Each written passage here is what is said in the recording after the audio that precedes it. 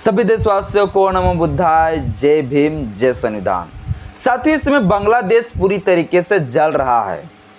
अब बांग्लादेश की जो है प्रधानमंत्री साहिबा माननीय महोदया शेख हसीना अब प्रधानमंत्री के पद से इस्तीफा दे दी है। अब वो भारत पहुंच चुकी है। अब भारत को भी छोड़कर लंदन भागने वाली है। पता है, इतना जो बांग्लादेश बर्बाद जो हो रही है, बांग्लादेश में इतना जो विवाद हो रहा है, जो इस समय चर्चा का विषय बना हुआ, इसका वजह क्या है? इसका वजह है रिजर्वेशन, इसका वजह है आरक्षण। ये आरक्षण का अगर विषय नहीं रहता ना, आरक्षण का अगर ये मुद्दा नहीं रहता तो मैं ये वीडियो नहीं बनाता। लेकिन साथियों, ये आरक्षण का मुद्दा है बांग्लादेश में। तो बांग्लादेश का जस्ट पड़ोसी देश हमारा भारत है। तो भारत में भी आरक्षण को लेकर बड़ा विवाद होता है और बांग्लादेश में भी आरक्षण को लेकर ही विवाद हुआ, जिसके वजह से आज बांग्लादेश की प्रधानमंत्री शेख हसीना को अपना पद को छोड़नी पड़ी और यहाँ वहाँ अभी भटक रही है, भागते चली जा रही है। और अभी भारत में भी साथियों आरक्षण पर बहुत ज़्यादा अभी मामला गर्म चल रहा है। तो इस विषय पर हम ये वीडियो ज़रूर बनाएंगे और बना रहे हैं और आपको बताएंगे कि भारत की रिजर्वेशन और वहाँ की रिजर्वेशन, वहाँ के आरक्षण पर क्या अंतर है। और जिस प्रकार से बांग्लादेश में रिजर्वेशन के विरोध में इतनी बड़ा हिंसक प्रदर्शन हुई कि अब साहिबा माननीय प्रधानमंत्री महोदया को अपनी पद छोड़ना पड़ा, क्या उसी प्रकार से भारत के भी प्रधानमंत्री मोदी जी को अपना पद छोड़ना पड़ेगा या नहीं? ये दोनों पॉइंट को साथियों मैं आपको बताऊंगा। बस मेरा छोटा सा अपील है, इस वीडियो को शुरू से लेकर अंत जरूर देखें। वीडियो अच्छा लगे तो लाइक करें, चैनल में पहली बार आए तो चैनल को सब्सक्राइब कर लीजिएगा, बेल आइकन में प्रेस करें ताकि जब भी वीडियो अपलोड करूं आपके पास तो साथियों नोटिफिकेशन मिलता रहे। सबसे पहले साथियों मैं आपको बता दूं कि जो बांग्लादेश की जो प्रधानमंत्री है उसका नाम है शेख हसीना, जो अभी सोमवार के दिन जो है ये अपनी प्रधानमंत्री के पद से इस्तीफा दे चुकी है और भारत पहुंची। ठीक है, अब भारत किस लिए पहुंची? शायद जो है प्रधानमंत्री मोदी जी के साथ कुछ साठगांठ करने के लिए, बातचीत करने के लिए पहुंचे होंगे। ये साथियों अभी बांग्लादेश में जो अभी प्रदर्शन, हिंसा प्रदर्शन जो हो रहे हैं, आप हिंसा प्रदर्शन पहले नहीं था, सिर्फ प्रदर्शन कर रहे थे आरक्षण के विरोध में। और आरक्षण का क्या विरोध कर रहे थे, किस मकसद से कर रहे थे, वो भी आपको बताऊंगा। ये साथियों बहुत दिनों से इसका जो विरोध चल रहा है बांग्लादेश में और लगभग 11,000 से अधिक लोग जो है गिरफ्तार हो चुके हैं उस विरोध प्रदर्शन में और 300 से प्लस लोग जो है इस प्रदर्शन में साथियों मारे जा चुके हैं बांग्लादेश में, 300 से अधिक। और ये मरने वाला पता है कौन है? स्टूडेंट। ये मरने वाला स्टूडेंट है और इन लोगों को साथियों अपना जान देना पड़ा सिर्फ आरक्षण के लिए। और मुद्दा भी बताऊंगा आपको। और 11,000 से प्लस जो है स्टूडेंट लोग को गिरफ्तार कर लिए गए, अरेस्ट कर लिए गए। साथियों बांग्लादेश का जो अभी कमान है वो कौन संभाला है? क्योंकि बांग्लादेश की जो प्रधानमंत्री आपको बताएं शेख हसीना, वो अपना पद से इस्तीफा दे चुकी है। तो इसका जो है सेना का जो प्रमुख है वो अभी पूरा बांग्लादेश को कमान संभाला है और वही अभी बांग्लादेश को चला रहा है। साथियों आने की सोमवार को इस्तीफा दिए, इसके बाद जो अभी चला रहे हैं वो यही चला रहे हैं। सेना का जो प्रमुख है बांग्लादेश का, जो चीफ होता है सेना का प्रमुख होता है, वो साथियों अभी बांग्लादेश को चला रहे हैं पूरी तरीक़ा से। अब अंतरिम सरकार बनाने की तरफ अब जो है सेना का प्रमुख बढ़ रहे हैं। लेकिन साथियों जो बांग्लादेश की जो प्रधानमंत्री जो अपनी पद से इस्तीफा दी, उसकी पार्टी जो है, उसका पार्टी को कभी भी जो है वहाँ पर अब राजनीतिक में जो है सरकार बनाने में हिस्सा नहीं देगा। क्योंकि उन्होंने क्या किया, अपना डर के मारे बांग्लादेश को छोड़कर भी भाग गई। इसलिए जो है सेना का प्रमुख का बयान है कि अब बांग्लादेश की जो प्रधानमंत्री थी शेख हसीना, उसका पार्टी जो है अब सरकार बनाने में हिस्सेदारी नहीं होगा, वो भाग नहीं लेगी। ठीक है, अब सेना प्रमुख जो है अंतरिम सरकार बनाने की तरफ बढ़ रहा है। और अभी जो है बांग्लादेश को कौन चला रहा है, कमान कौन संभाला है? तो सेना का प्रमुख संभाला है, वहाँ का जो सेना का प्रमुख हेड है वो साथियों शेख हसीना साथियों अपना पद से इस्तीफा दिए। इसके बाद अपनी बहन जो है रेहाना के साथ साथियों वो जो है शेख हसीना भारत पहुंच चुकी है। रेहाना उसकी बहन है, उसके साथ शेख हसीना भारत पहुंच चुकी है। भारत से भी पता चल रहा है कि अब लंदन पहुंचने वाली है। अब वहाँ कुछ मीटिंग शीटिंग करेंगे, वहाँ साठ गांठ कुछ करेंगे, पता नहीं। अब आपको हम साथियों पूरा मामला बताते हैं कि विरोध हो क्यों रहा था। ये साथियों विरोध जो हो रहा था, वहाँ जो हिंसा हो रहा है, उसका वजह है साथियों नौकरी में आरक्षण, नौकरियों में आरक्षण। अब साथियों नौकरियों में जो आरक्षण है, इसको लेकर विवाद ऐसा चल रहा था कि साथियों मैं आपको बता दूं कि बांग्लादेश में जो कुल रिजर्वेशन है, वो रिजर्वेशन कुल 56% है। 56% जो है रिजर्वेशन की प्रावधान है बांग्लादेश में साथियों। और ये 56% जो किसको किसको मिलता है रिजर्वेशन, तो मैं आपको बता दूं सबसे पहला सेना के जो वंशज है, जो स्वतंत्रता संग्राम के जो सेना रहे हैं, जो आज़ादी के दौरान जो सेना लोग शहीद हुए हैं, वैसे लोगों को, वंशज के लोगों को साथियों 30% जो है रिजर्वेशन दिया गया है। 30% रिजर्वेशन टोटल है 56%, जिसमें से 30% जो है जो स्वतंत्रता सेना, जो देश की आज़ादी में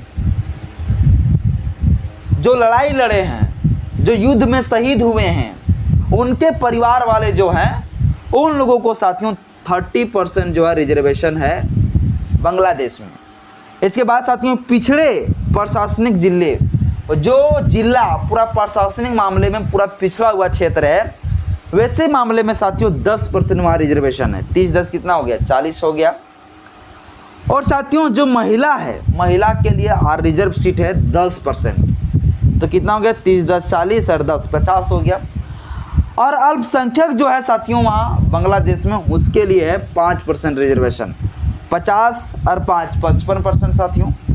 और जो दिव्यांग है, जो शरीर से दिव्यांग है, जिसको आप विकलांग कर सकते हैं, हैंडीकैप है, उनके लिए साथियों 1% रिजर्वेशन है। टोटल रिजर्वेशन कितना हो गया, 56% साथियों।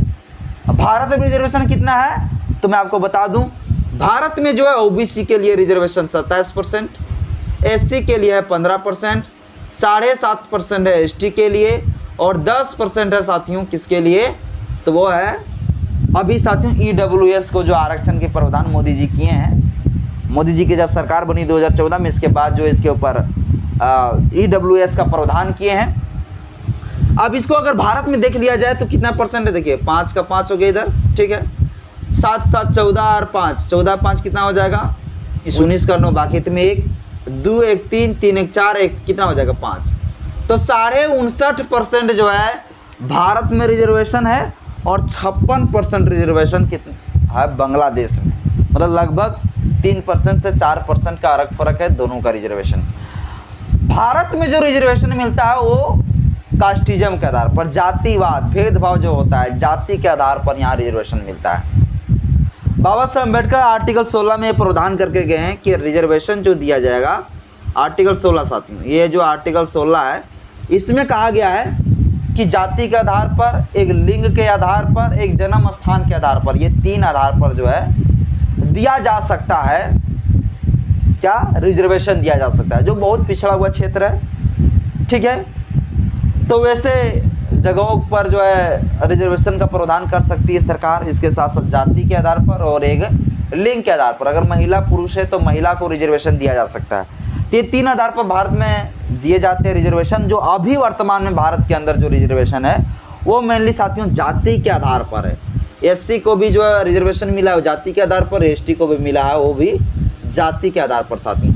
ओबीसी को जो मिला हुआ है इसको भी साथियों जाति के आधार पर है, लेकिन इसको जो है आर्थिक अकॉर्डिंग इसको माना जाता है, और इसके लिए इसको creamy layer, non creamy layer में साथियों रखा गया है ओबीसी को, ठीक है। अब साथियों मैं आपको बता दूं कि आखिर ये वजह आखिर क्या है, पूरी मसला क्या है, क्यों हो रहा है विद्रोह। साथियों बांग्लादेश की जो वहाँ के स्टूडेंट, विद्यार्थी है, उन लोगों का ये कहना है, ये मानना है कि ये जो सेनाओं के वंशज को आप 30% जो 30% जो रिजर्वेशन दे रहे, इसको कम किया जाए। और जो सेना के वंशज से नहीं आते हैं साथियों बांग्लादेश में, उन लोगों को बड़ा दिक्कत होता है।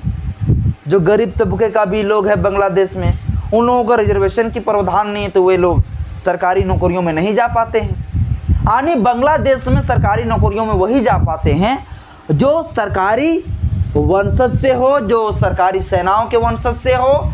ज़्यादा से ज़्यादा साथियों, ज़्यादा वही लोग सरकारी नौकरी कर पाते हैं जो सेनाओं के वंशज का हो, और सेनाओं का वंशज साथियों मान लीजिए उसका वंशज में सभी का अगर लग जाए, सब सेना बन जाए, सब आर्मी बन जाए, सब बीएसएफ, सब सीआरपीएफ, सब बन जाए भैया वहाँ का, अगर पुलिस प्रशासन जो भी है बांग्लादेश का, और सब लोग जो है पुलिस प्रशासन का ही भतीजावाद, सब पूरी तरीके से भतीजा माता पिता सब जो है रिजर्वेशन लेके वो घुस गया है, तो वहाँ के गरीब तबके कहाँ जाएगा, कहाँ जाएगा गरीब तबके।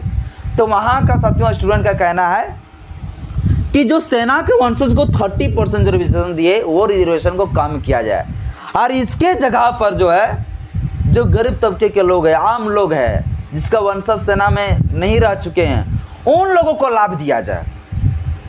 ये साथियों जो है स्टूडेंट लोग का मेनली कहना था, और स्टूडेंट लोग को ये कहना है कि इस तरह से जो प्रावधान करके रखे हैं बांग्लादेश में, इसके वजह से बांग्लादेश की जो प्रधानमंत्री जो भी बनते हैं पेंशन के माध्यम से जो है नौकरी लेते हैं, और वो लोग जब वोट देते हैं तो सरकार भी उसके लिए ही काम करते हैं। सरकार जो है आम लोगों को ध्यान नहीं देती है, आम लोगों को जो है उसके लिए कुछ नहीं सोचते हैं। ये वहाँ का स्टूडेंट का साथियों मेनली ये कहना है कि जो रिजर्वेशन है वो सेना के वंशज को कम किया जाए, इसके आधार पर नहीं मिलना चाहिए। बाकी वो पिछड़े प्रशासनिक जिला है, इसके ऊपर भी विरोध नहीं कर रहे हैं, महिला के लिए भी है उसके लिए भी विरोध नहीं कर रहे हैं, अल्पसंख्यक के लिए रिजर्वेशन है इसके लिए भी विरोध नहीं कर रहे हैं, दिव्यांग के लिए 1% रिजर्वेशन इसके लिए भी विरोध नहीं कर रहे हैं। लेकिन विरोध किस लिए कर रहा है कि सेनाओं के वंशज को जो है वो 30% रिजर्वेशन ना दिया जाए, उन्हें कम किया जाए। ये साथियों मेनली जो है बांग्लादेश की मामला है, और ऐसे ही मामला साथियों अभी हमारा भारत देश में भी है। भारत में कैसा साथियों, जो फॉरवर्ड है, जो जनरल कास्ट के लोग हैं, ये साथियों यहाँ पर मेनली क्या है, पूरी तरीका से भारत के अंदर एक मनुस्मृति, एक वेद जैसे ग्रंथ कानून लिख कर जो है हर संपत्ति के अधिकार में, हर अधिकारों में जो है ये अपना ही वर्चस्व बना के रखे थे जनरल फॉरवर्ड कास्ट के लोग। अब ऐसे में क्या है, वो लोग पूरी तरह से आर्थिक रूप से संपन्न है भाई, और वैसे लोगों को अगर आरक्षण दे दिया जाए तो ये गलत बात है। और अभी प्रधानमंत्री नरेंद्र मोदी जी क्या किए हैं, वैसे लोगों को आरक्षण दे दिया है, और जो एकदम पिछड़े हुए हैं, जो शेड्यूल कास्ट शेड्यूल ट्राइब को शुरू से उसे जाति के आधार पर भेदभाव किया, उसको नीचे रखा, उससे हर अधिकारों से वंचित रखा, उन लोगों को आरक्षण देना चाहिए। और वो लोगों को आरक्षण बाबा साहब अम्बेडकर प्रदान करके गए भी है, लेकिन इसके साथ भी अब जो है सरकार क्या कर रहा है, छेड़छाड़ कर रहा है। तो जो रिजर्वेशन है मेनली वो रिजर्वेशन होनी चाहिए जो एकदम आर्थिक आधार पर, जो सामाजिक आधार पर जो पूरा पिछड़ा हुआ है, जिसके साथ अनटचेबल बना के रखा भारत में।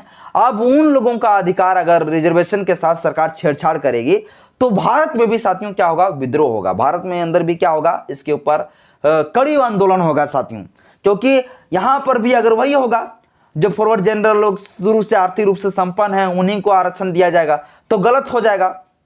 इसलिए साथियों एकदम बिल्कुल सेम मामला है भारत के अंदर भी और बांग्लादेश के मामला में भी, क्योंकि बांग्लादेश में ये माना जाता है कि जो सेना का जो वंशज है वो मतलब पूरी संपन्न है आर्थिक मामले में, इसलिए उन लोगों की इतना आरक्षण ना दिया जाए। बाकी बात गरीब तबके के लोगों को आरक्षण की लाभ मिलना चाहिए ताकि सामाजिक आर्थिक राजनीतिक में उसको हिस्सेदारी मिल सके। साथियों यह बांग्लादेश की पूरी मामला है।